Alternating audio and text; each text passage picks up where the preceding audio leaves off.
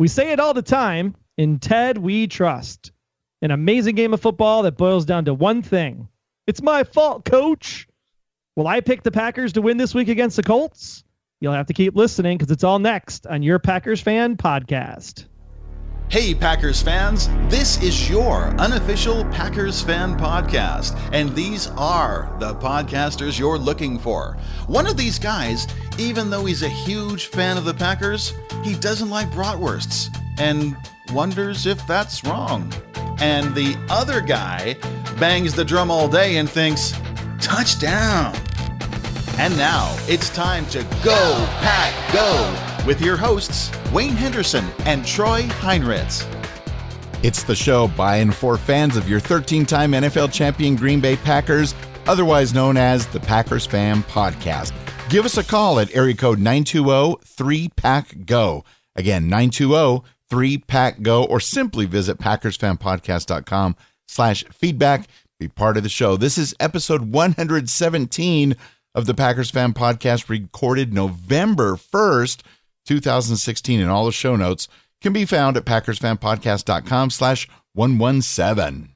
On this episode, we're going to be going over what we liked and didn't like from the heartbreaking loss to the Falcons. And I'm sure it's because everybody hates me and doesn't like me for calling a 1-point loss.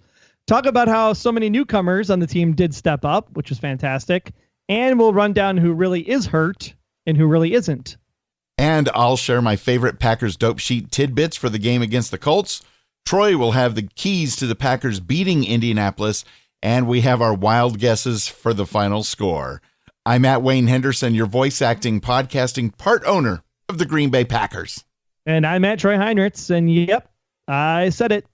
And it happened. Sorry, Packer Nation. We will get to that. Just want to remind you the Packers Fan Podcast is on demand, available for you on the go with the free Packers Fan Podcast apps for iOS and for Android. We did not leave out our friends with Androids. It's presented by theticketking.com. Remember, you're not sold out until the king is sold out, so get your Packers tickets at the best prices by visiting PackersFanPodcast.com/tickets for all the details. And with that, let's dig into the highlights, Troy. For me, one of the highlights of the game was the fact that we kept hearing periodic chants of "Go, Pack, go! Go, Pack, go!" even though the game was in Atlanta. It always helps when you're in one of those dome facilities. When you're at one of those outdoor games, it's still there. It's not quite as pronounced. But, man, there sure was a lot of green and gold in the stands down there in the ATL. It was a fantastic road presence for the green and gold this time around. And it deservedly so. This game, coming into it, was already hard enough as it was with a depleted secondary. Right. But when you sit there and look, when the broadcast started, I was beside myself because I didn't realize how many people, after we did the podcast, even on Wednesday, a day later last week, how many people were going to be out of this game. And I'm like, Ty Montgomery's out and Randall Cobb is out. And what's going on? What kind of a team are we fielding for this thing? It was getting a little bit nerve-wracking because, like you said, even after recording the podcast, more and more people were scratched off. And you always make fun of me when I mention, oh, maybe somebody was sick and under the weather. And Ty Montgomery, he's got a health issue going on. Yeah, I did. Other than Aaron Rodgers, I wasn't sure who else was going to be suiting up in green and gold and white for that game. Well, let's be clear. AR-12 was the MVP of this contest. 28 of 38, a 73.7 completion. I think that's one of his highest of the season. 246 yards, 4 touchdowns for a 125.5. And then, of course, he added on 6 rushes of 60 yards. That's 10 yards per average on a rush. He literally carried the team on his back for this game. Yes, he did. And it may go back to that horrible game against Dallas and just everybody deciding, okay, focus, chip on our shoulder, and it just worked. It did. It worked for everything except having the ball in your hand in those last 2 minutes. It's kind of been I don't want to say it's disease, but it feels like if the Packers don't have the ball in their possession with 3 minutes to go, there's this fear in a close game that we will lose. And that's exactly what happened again this week. 3 minutes to go, Falcons got the ball, and boom, touchdown, just that fast. sad that it happened, but man, these guys played their heart outs. Ripkowski was 6 runs and 34 yards. That's a 5-yard plus 5-yard average. So you know what I say? I say let Rip just rip down the field, man. North. He did. He literally ran north every single run. Run north and carry 10 guys with you. I mean, we really have to start chanting Rip when I get up to the game this Sunday. Rip. Yes, Rip, or just RIP, or both. Hopefully he gets enough carries that you get a chance to spread out all the new nicknames. Oh man, it was fun to watch that good old, NFC North division running. Fantastic. How about on the receiving core? You had Nelson, who was a little bit off this week. He put up 94 yards, but that's because it all came on that 58-yarder that he caught. That was beautiful. But he was targeted 9 times, but only caught 4 balls. So I still wonder what's going on between the timing between Rodgers and Nelson, because man, Devontae Adams, huge game again, 14 targets, 12 catches, 74 yards. He didn't get a tutty because, man, let's talk about Trevor Davis. This guy, rookie, don't expect him to produce much, gets called up, and does he have probably one of the best catches of the day in that comeback in the corner of the end zone at the pylon? For him to be able to turn around and come back and snag the ball and stay in bounds, that is a veteran play right there. And then when he has that run back off the punt later on in the contest, I mean, I think Davis is something special, and I would love to see him worked in a little bit more. Yeah, that touchdown catch, such a thing of beauty, and it was one of those where you couldn't wait to get to see the slow motion instant replay to find out how on earth did he make that happen, because at full speed, live, I was like, I don't know if he got it. And then you watch it. Oh, everything's there. Touchdown. And a lot of the passing worked in this game because, again, it was very much timed passes and crossing routes. And that's the thing that's been missing with these scramble drills and people just going down the field and not coming back to the quarterback. A lot of times when people think the scramble drill is on, people are running these long routes. And the minute the Packers quarterback, Aaron Rodgers, flushes out of the pocket, when he's out of the pocket, the scramble drills are actually designed, and there's supposed to be receivers coming back to Aaron Rodgers to get that ball, which is exactly what happened on that last play of the game, where you had Devontae Adams rolling out to the right, Aaron Rodgers then scrambles to the sideline. He's supposed to come back, and that's what you saw Aaron motioning at the end of the game was, you're supposed to cut back. You're supposed to come back to me, because that's where Aaron was planning on throwing the football, and Adams never came back to the ball. That was quite unfortunate. But on the fortunate side of things, Troy, it was great to have a few occasions to yell at our TV and go, Geronimo! Yeah, not a bad game for him. 4 targets, 2 catches, ends up getting a touchdown, his first in the NFL. So I think this was another great way, coming from the practice squad, making the best of your opportunities. And Jeff Janis, 4 targets, 4 catches. So again, sure hands there and a touchdown for Janis.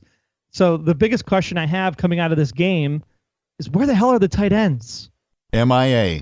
I literally have not seen a tight end in like 3 weeks. I mean, are we just not calling those types of plays, or is just everybody out? Well, I mean, if you have to set it up in a 5 wide receiver set, then clearly you're not going to put a tight end most likely in that package, or your fullback is playing that 5th spot.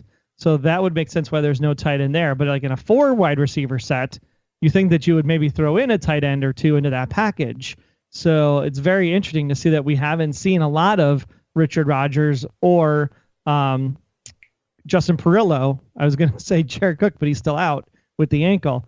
But yeah, we haven't seen Perillo either out on the field. And I'm just wondering why we're not mixing them up into the offense as well. No answers. I'm not going to complain, though, because it's working right now. So whatever we're doing, let's just keep doing what we're doing. Definitely. But I expect that we're going to mix things up a little bit more at the game that I heard you're going to be at, Lambeau Field. Yeah, because it is going to get very predictable in this 5-spread, 4-spread offense, relying on the pass all the time. That and Aaron Rodgers' shoulder is going to literally fall off his body. That's not good for anybody. We got a long way to go yet, peoples. A long way to go. It's only halfway through the season. In some ways, it seems like the season's just getting started, but riddle me this. In other ways, doesn't it feel like the season's got to be drawing to a close? Oh, my gosh. You are such a philosopher, Wayne. It's so strange. I mean, it's just, we're looking for, it's November now, Troy. November. Unbelievable. And it's not going to feel like November on Sunday when I'm there at the game. That's very nice for you then. Oh, thank God. Because, man, that night game we went up for the Giants, man, it was cold in October. So luckily we're going to get a nice 55 to 60 degree day on Sunday. It's going to be great. It's been a long time since you've been to a Lambeau Field game during the daytime. It has been a long time, hasn't it? It's going to be a whole different world for you. Wow. I can actually have sun on my back and get a tan maybe. Let's talk about Ladarius Gunter. Now, the secondary has just been obliterated. I mean, there is nobody left back there. And one of our big keys of the game was to shut down Julio Jones. So let's give a standing ovation to Ladarius because, man, 5 targets, 3 catches, 29 yards, no touchdowns, and his longest reception was 12 yards. Ladarius, man, you played one hell of a game, sir. And we appreciate it because Julio Jones was our number one fear going into this game. Unfortunately, we did give up that 47-yard play to Gabriel and, of course, the touchdown to Sainu at the end. So there is something still missing or lacking with the secondary, and it may not necessarily be the secondary's issue. It may be more in the linebacking core when you think about the nickel and dime packages when we'll talk about lowlights, and I think that's coming up with Jake Ryan, number 47. I think there's a challenge there where we have to figure out if Blake Martinez is really our number one key person to stop the run there in the middle of the field, good old number 50, just like A.J. Hawk wore back in the day, then I think we have to make sure that Jake Ryan's able to drop back because a lot of the passes that were given up to Sanu and Gabriel were those over-the-middle passes that we talked about last year, Wayne, where we literally pressure the box and then have the safety do the cover 2 and maybe help over the top on one of the sides. That whole middle of the field becomes wide open.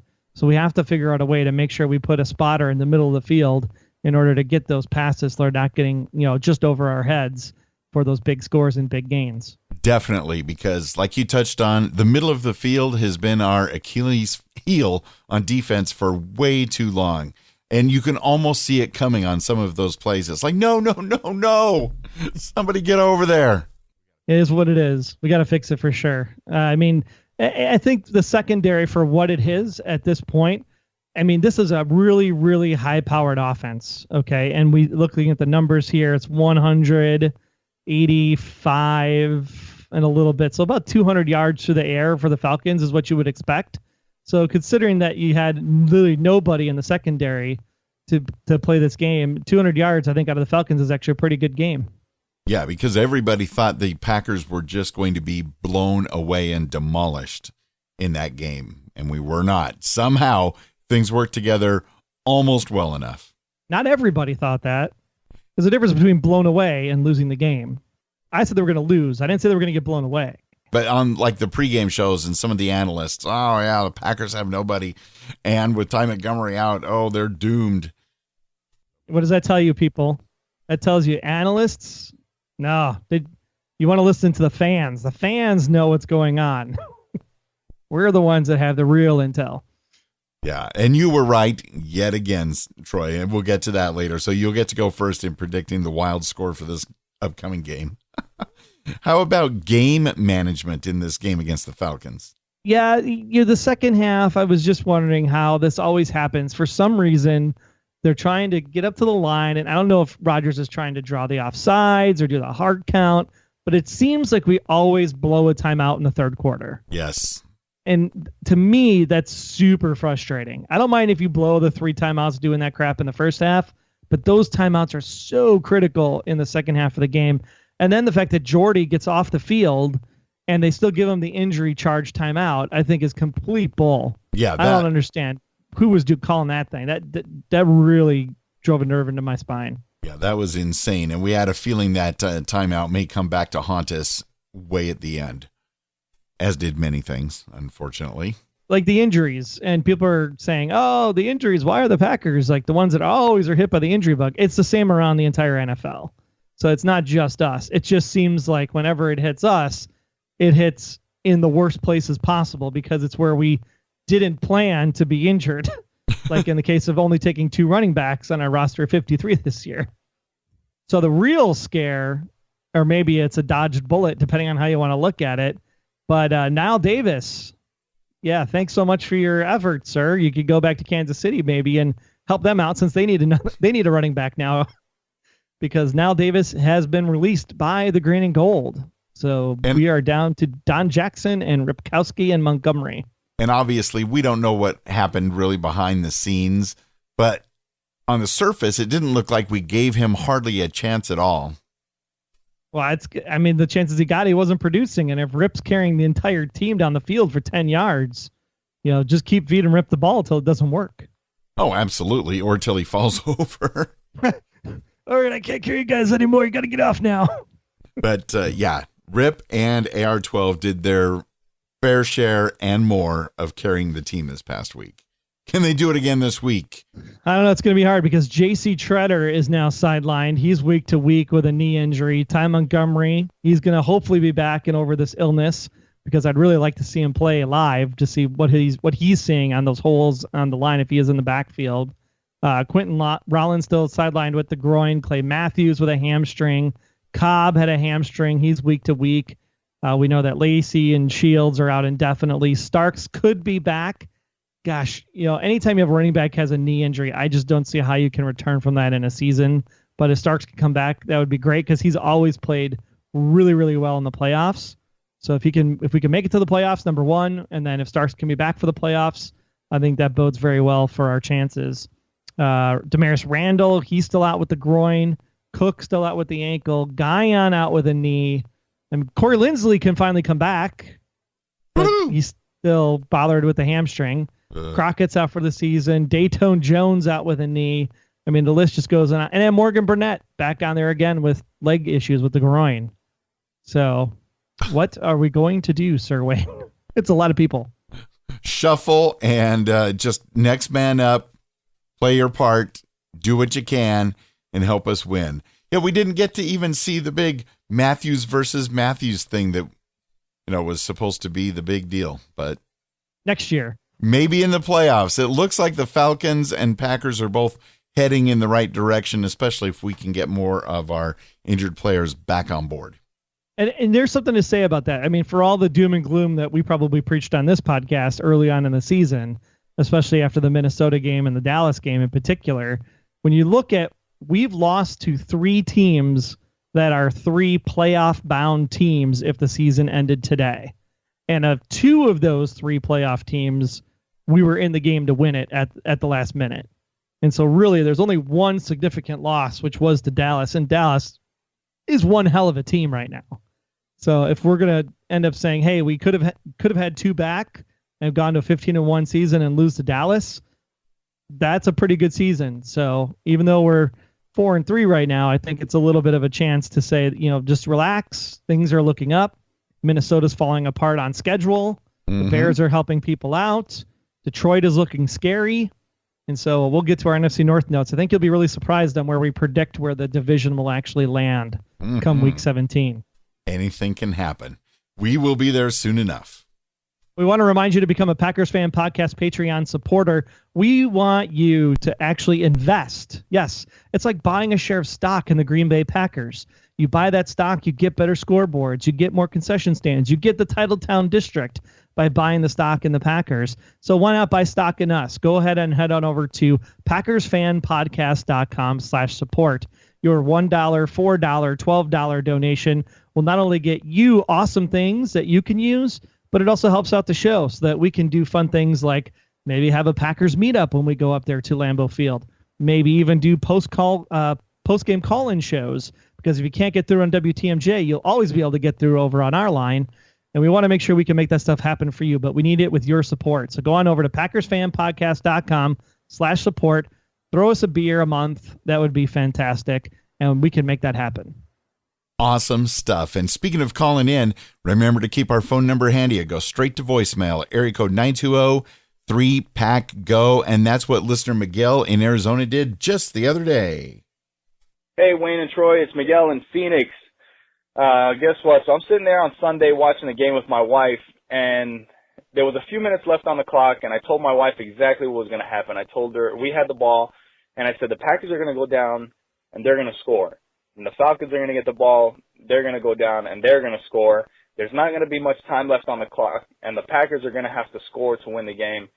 And that's exactly what happened, with the exception of us scoring to win the game. But, I had a question for you guys. So when the game is on the line, like last Sunday the defense had a chance to win the game or to end the game, and the offense had a chance to end the game. But when the game is on the line, who would you guys rather have out on the field? Last year we had Aaron Rodgers with the Hail Marys, and I also seem to remember a game in Miami a couple seasons ago where Aaron Rodgers did a fake spike and then he threw it to Corliss, I think it was, in the end zone to end the game. But then it seems like the Packers defense, they always have like these signature interceptions. Whenever the game is on the line, the other team throws it up there and the Packers get an interception to end the game. Also earlier this season, we had the defense out there on a 4th down and they stopped them. So who would you guys rather have when the game is on the line? Would you rather have the defense or the offense?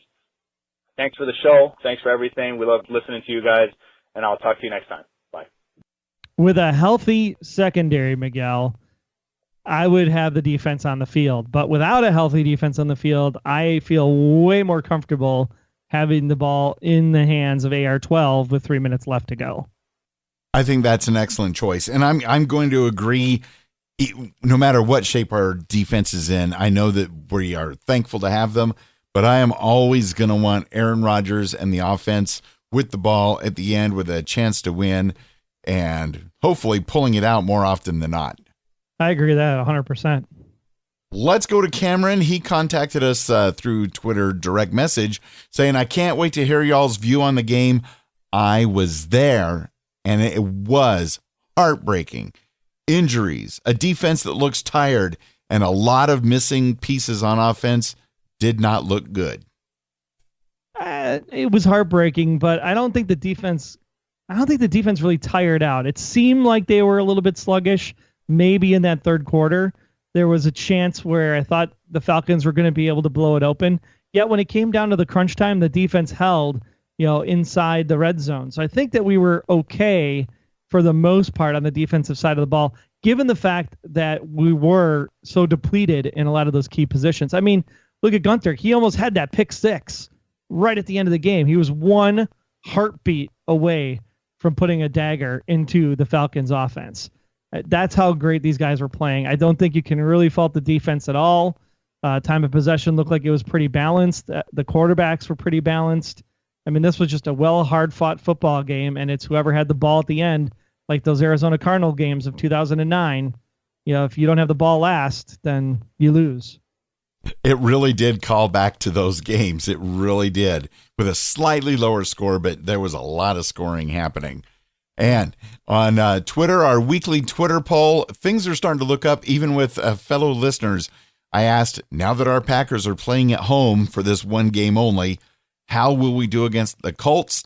And 68% voted that the Packers will win by 7 or more points.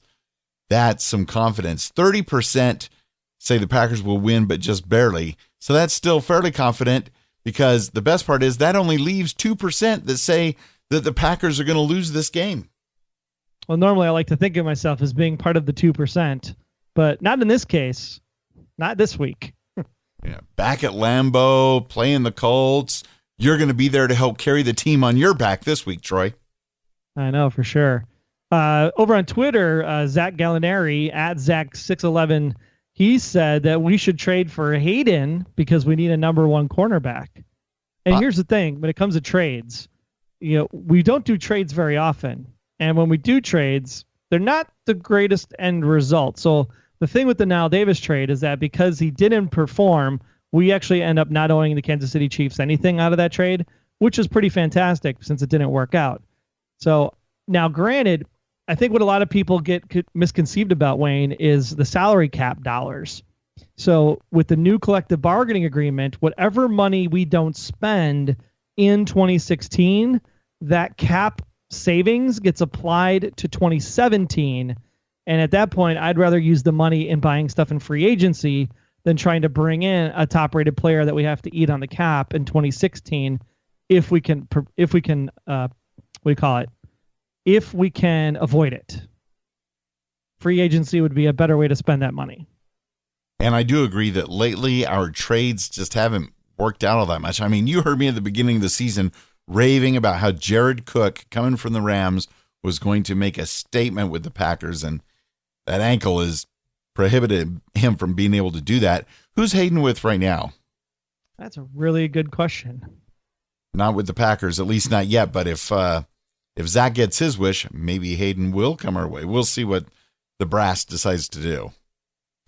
Now, see, Travis said the Packers really cannot afford to lose any more games if we expect to win the division. Otherwise, we will be fighting for a wild card spot. And a wild card spot, not the worst thing in the world, but the fact that we might be fighting just to have a wild card spot, I agree, Travis, that could be nerve-wracking. I mean, it's funny when you look at the NFL standings right now, especially in the NFC, there's a lot of 4-win teams in the football conference. I mean, that's really sad when you think about it, right? You have Giants 4 wins, Eagles 4 wins, Redskins 4 wins, Seahawks 4 wins, Packers, Lions. I mean, there's a lot of 4-win teams right now. It's a crowded NFC this year. And I think it's just teams are very much equally matched up in the schedules. So it'll be, I mean, clearly Cowboys at 6-1. You got the Vikings and the Seahawks. They'd probably be 4-3 if it wasn't for that tie against the Cards. And then of course the Falcons are at 5-3, which, you know, they haven't had their bye week yet. So they're really a kind of the 4-win team also, even though they are leading that division by, you know, just about a single game, a game and a half.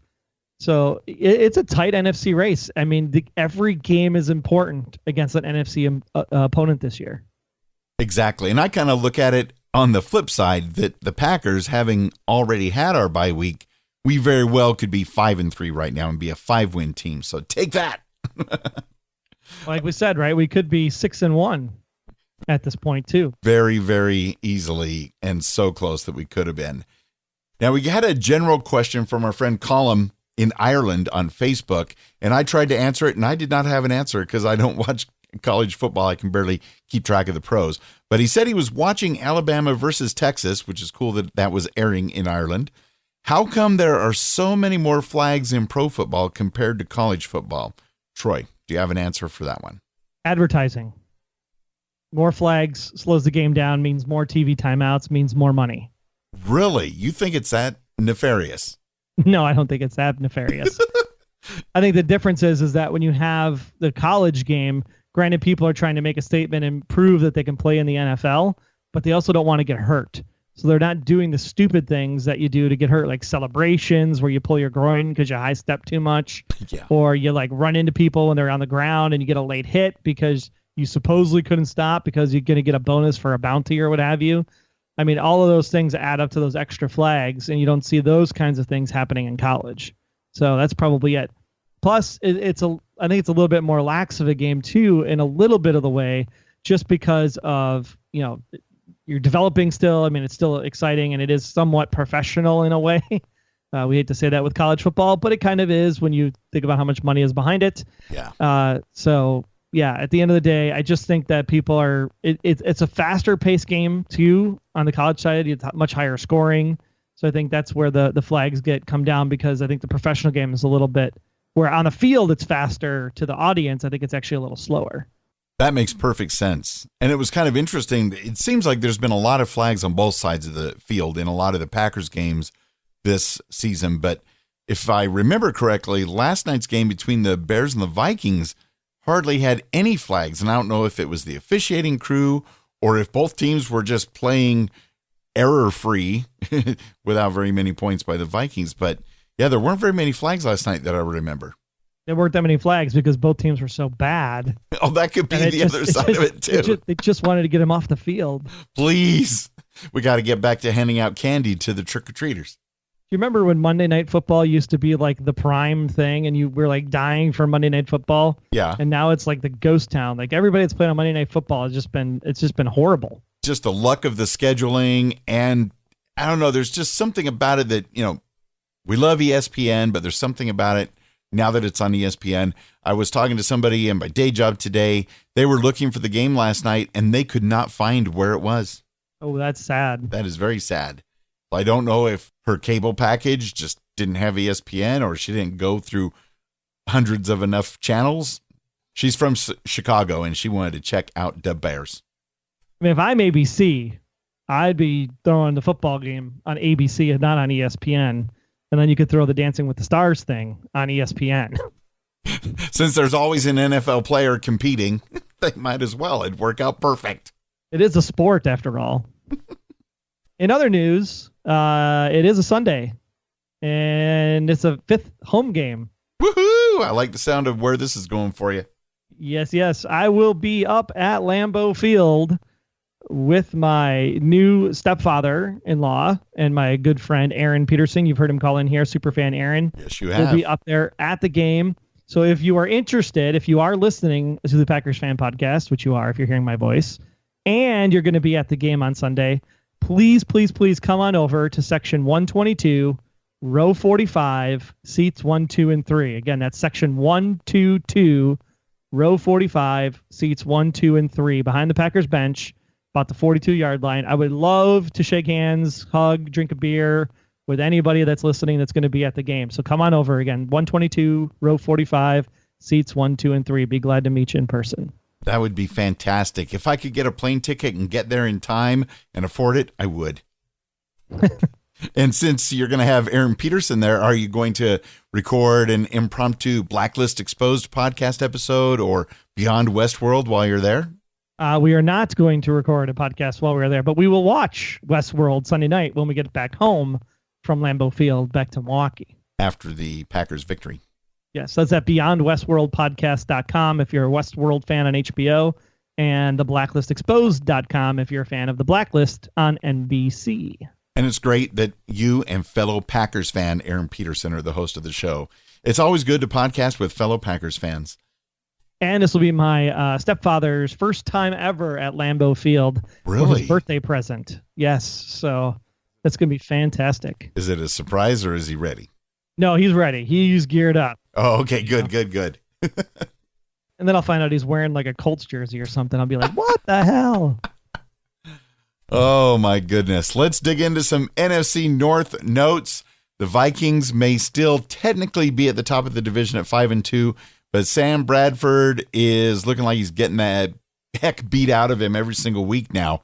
Their offensive line's horrible. You hinted earlier, I think the wheels are just about to come off on the Minnesota Vikings. Look for them to finish in 3rd place in this division at the rate things are going. The Packers, 4-3, fix the secondary, and look out. Now, the Lions, they are 4-4, and scary. I am so confused by them. I never know what I'm going to get. Tell me a little bit about what we should look for with the Lions going forward. Well, remember, Matthew Stafford is still playing lights-out football in a lot of ways, so we just want to keep an eye on Matthew Stafford. I think what you're going to see happen here is you're going to see a very interesting dynamic shift in the NFC. If you look at the schedule and the way things are going, I think there's a very good possibility that the Bears will finish 6-10. I think the Vikings are going to continue their fall from grace, and I honestly feel the Lions will actually beat the Vikings both times. Ooh, I wouldn't be surprised. And I think the Packers, because we were so close last time, it was new stadium, Sunday night, home opener, all that stuff played into the fact they're coming to Lambeau Field for this next Vikings game. Packers will beat the Vikings. So based on the schedules, the way things are looking, I see now in our future a situation where the Bears will finish 6-10. The Vikings will be in 3rd at 10-6. Oh my. Where it gets interesting is the Lions, I think, will finish, I'm going to say 9-6, and we're going to be at that 10-5 mark for the last game of the season, which is Lions versus Packers. And it's going to be another play to win NFC North Championship game where the Packers will be victorious and go 11-5 to finish out the Lions being 10-6. Have that heart medication ready. Yeah, one thing's for sure. That Christmas Eve day game where the Vikings are coming to Lambeau, we are going to lay the wood to those puppies. No doubt. The Bears, currently 2-6, and although they're only 2-6, They looked pretty good last night, at least against the Vikings. They were great against us for a half. I mean, that first half of the Bears game on that Thursday night was tight. I mean, I was nervous. So don't count them out. I think they'll be playing spoiler all season, which will piss off a lot of Bear fans because they want a good pick so they can get rid of Cutler. Sorry, guys. You got to play to win the game. That they do. All right. So it's going to be a pretty nice day on Sunday. Cloudy, high of 57. Slight chance of rain, but that usually means in upper Wisconsin it'll blow over. With the wind at about 6 miles an hour. I think it's going to be a fantastic Sunday afternoon. Look, the Colts' keys to the game are pretty simple and straightforward. It's Andrew Luck. The team right now is abysmal. There is not much happening in the good side of things for the Colts. So, number one, if we can contain Andrew Luck, shut him down, sack him, intercept him, that's where we win the football game. Easy peasy. Number two, they have a porous defensive line from a case of the running game. So between their defensive line and our offensive line, it doesn't matter who's going to run the football because they're going to run for a lot of yards when it comes to the Indianapolis Colts. So if we can get the running game going and we can get the defense to go ahead and get a couple interceptions and shut down Andrew Luck, very simple, very easy game plan.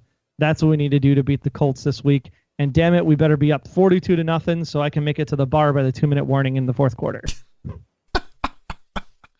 Wow. You got to beat that Milwaukee traffic, man. It gets backed up. I've heard that from you before. I got to get home to watch Westworld. Oh, my goodness.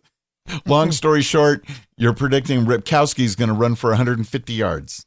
I think Ripkowski's going to have a 100-yard game this week. That would be fabulous. I think he'll have a 100-yard game. I think Aaron will have another 4-touchdown performance. And I think we're finally going to see a pick six this year. It seems like we used to do it so routinely in the past. I'd love to see pick sixes come back to be at least a weekly event, if not twice in every game. Yeah, remember that day when they were like, we want the ball and we're going to score. No, you're not. Pick six for the win, baby. What a thing of beauty. Poor Matt Hasselbeck. He hasn't made that statement in a game since. No, I don't think he's even playing anymore. No, but he was at the Bears game last night dressed as Urlacher. That's right, he was. So confused. Oh, that's right. It was Halloween. Let's dig into the dope sheet. The Packers official dope sheet is out. It came out just a couple hours ago. We will link to the full thing in our show notes at PackersFanPodcast.com/117. And just a few of the things that really caught my eye as I was perusing through it. Of course, the headline, the 4-3 Packers return home to host the 3-5 Indianapolis Colts at Lambeau Field Sunday at 3:25 p.m. Central Time. Sunday will be the Colts' first trip to Green Bay since 2008. Gosh, it seems like they were just there, but I guess it was 2008. And keep your heart medication handy. 5 of the last 7 matchups between Green Bay and Indianapolis have been decided by 7 or fewer points, Troy. Your Twitter poll said that we were going to win by 7+ points. Yeah, so past performance does not guarantee future performance. And like you touched on earlier, trust the fans. The fans say this will go against the grain and be a blowout. The Packers have won 3 consecutive home games against the Colts. That's good. That is excellent. And the Colts have last won at Lambeau Field in 1988. That's good, too. That's going way back. The overall series between the Packers and the Colts is tied, but please no tie in this game. But we are tied at 21 wins, 21 losses, and of course, 1 tie, which includes 1 postseason game. And Sunday will be the Packers' last home game until December 4th when the Houston Texans come to Lambeau. And since we're playing the AFC Colts, CBS will broadcast the game to a regional audience with play-by-play man Jim Nantz and analyst Phil Simms handling the call from the broadcast booth while Tracy Wolfson is reporting from the sidelines. Phil Simms and Troy Buck should call a game together. That I would pay to see. In person? Yeah. Wow. Just I'm not watching the game. I'm just going to sit in the booth and watch the two of them be horrible color commentators for a football game. Wow, that makes for a good Sunday afternoon. Some notable connections in this game. Colts backup quarterback Scott Tolzien. We love him. He played for the Packers from 13 through 15, and at the University of Wisconsin from 2007 to 2010, winning the Johnny Unitas Golden Arm Award in 2010. And previously playing here in town down the street from my house. Which was a beautiful place to play. It was. He was about as close to a neighbor as you could get on the Packers, right? Yeah, it was. It was literally went to one of his football camps to watch him talk and teach the kids. And there's a chance we may see him play in this game on Sunday if Andrew Luck doesn't get things going in the right direction. It might be actually a game plan strategy for them to start Tolzien instead. I'll be watching. And Colts assistant head coach / offensive line coach Joe Philbin was a coach with the Packers from 2003 through 2011, including 5 years as offensive coordinator, which was 2007 through 2011. And be sure to check out all the goodness inside the Green Bay Packers dope sheet. We'll link to it at PackersFanPodcast.com/117. That'll blow your mind with all the knowledge they have in there as you get ready to yell, "Go Pack Go," Sunday afternoon. I hate to say that I get to go first. You earned it this week. You were as close to being spot on as you could get. Congrats. I said like 1 point loss and a heartbreaker, and that's exactly what it was, unfortunately. All right. What should we pick this week? Victory. This is a tough one. Victory. I will pick a victory Woohoo! for the Packers. Man, this one's a tough one. Well, you did say you wanted to be 42-0 at halftime so you can get home and beat the traffic and watch Westworld on HBO. I know, but I just want to make sure that it is a reasonable thing. I mean, it is a 7-point line right now. Ooh, right on par with past history. Yes, and right in line with your Twitter poll. I'm going to say Packers 31, Colts 20. Almost too close for comfort. 31-20. Okay. That's still 2 scores. That's my buffer. And I'm just glad you're calling for a Packers victory. I, as well, am calling for a Packers victory. And I, as well, am calling for the Packers to get 31 points. The Colts are not going to get more than 11 points. Packers win 31-11 in a blowout. How do they get the 11? Because that makes me feel like they're going to give up a safety. No, what I'm picturing is they're going to get a field goal, and then late in the third, early in the fourth, they're going to get a touchdown and a 2-point conversion. Okay, that works better for me. Thank goodness. I'm here to help. No safeties. No, not against the Packers. Never. Ugh. So you're saying 11. I'm saying 20. I think 20 is more reasonable just because the secondary is depleted. So, and it is Andrew Luck, but we'll have to wait and see. So this week it's going to be whoever wins or loses by the most points. We'll get to decide who gets to go first next week. Okay. I'll finally be ready. I have a 9-point deficit and you have a 20-point spread there. So we'll see what happens. If the Packers win by 30, I might finally get to pick a game first. Yeah, we will wait and see. Well, just a reminder that the Unofficial Packers Fan Podcast is not affiliated with the NFL or the Green Bay Packers. However, now's the perfect time for that to happen because I can meet with people while I'm there. Nice. Just email us over at media@PackersFanPodcast.com. We'd love to talk with you. Also, don't forget to become one of the Packers Fan Podcast faithful. Like I mentioned, visit PackersFanPodcast.com/support. Again, just buy us a beer. It's $5 a month. I know you can do it. It'd help out the show. Be really great to make your podcast. Yes, your podcast, not Wayne's, not mine, not ours, your podcast even better. And be sure to tell all your friends about the podcast as well. And tell your friends that when they listen to the Packers Fan Podcast, they can take it on the go with our new free Packers Fan Podcast app for iOS and for Android, presented by theticketking.com. Don't get sold out of your next Packers game.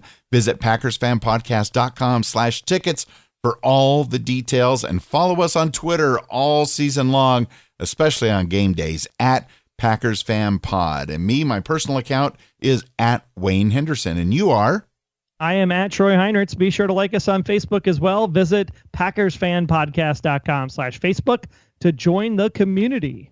And we know you're going to have a lot of awesome thoughts after the Colts game.